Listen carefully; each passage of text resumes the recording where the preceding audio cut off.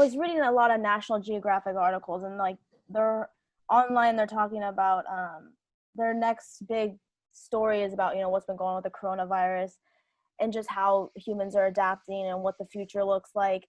And I know we've talked about, in the 21st century, because this goes back to what's happening in the Arctic, is things are unraveling. And what's happening is, I guess they called the 21st century, the century so far, like the century of pandemics, because they talked about how 2003 it was SARS, 2009 was swine flu, 2012 was MERS, 2014 and 16 Ebola issue, and then now we have COVID-19. And the fact that each one is getting progressively worse, and then what does the future look like? And this could be connected to the Arctic as well, and just everything that's changing. So how do you feel about, being the century of pandemics, or how do you feel about what's going on now and in the future? What's your thought? Well, it shouldn't come as a surprise that warmer temperatures favor a spread of diseases, favor the spread of pathogens. So Yeah. will there always be pathogens? Will humans come in contact with pathogens? Sure, of course. It's nature. It goes on.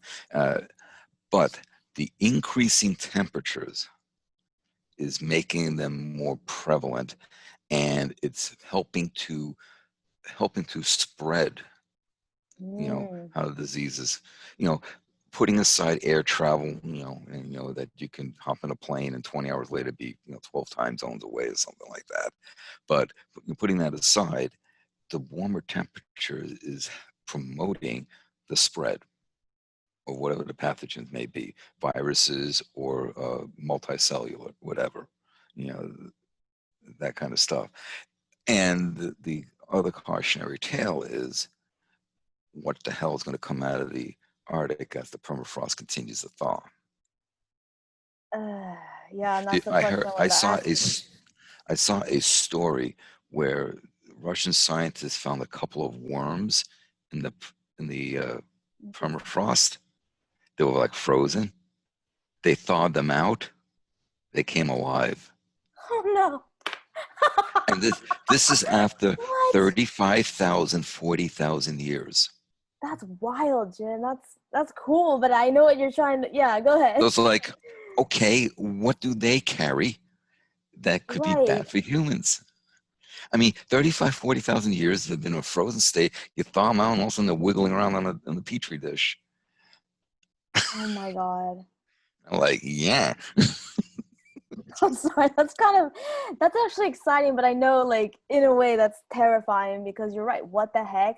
Like, who knows what their bodies are adapting to? It's weird. It's totally like Exactly. unnerving as I'm laughing about. But yeah, things are coming out. That's so weird, Jim. I'm having like a mind moment. Like, what? That's Yeah, cool, I but mean, very I had the creepy. exact same reaction. It's like, well, that's cool. And it's like, oh, shit. Exactly. That was my. I was like, oh, that's cool, but I'm like, wait, that means the Arctic is unraveling. Like, what is? So yeah, what is in the permafrost is becoming Yeah. alive again in a way, or Yeah, what's been in literally frozen animation, in frozen suspension, that's oh my coming gosh. to life again. And you have the other issues. We talked about this. I talked about this. That as the permafrost thaws, what that does to the infrastructure of the Arctic communities, roads, buildings, that kind of stuff. And then you throw in like, hey, now you may be exposed to some nasty organisms that we've never been exposed to before. And the issue of just, if 21st century is, we'll see what happens the rest of it, but the first 20 years so far has been, they're classifying it as the century of pandemics, and just how humans have really contributed to the destruction of the ecosystem. The other issue they mentioned was like urbanization, and how, and the biodiversity loss, the sixth mass extinction, as well as insects, which that might be the same thing. And then I said urbanization. Oh, how we eat and like our agricultural practices are essentially driving us into the ground.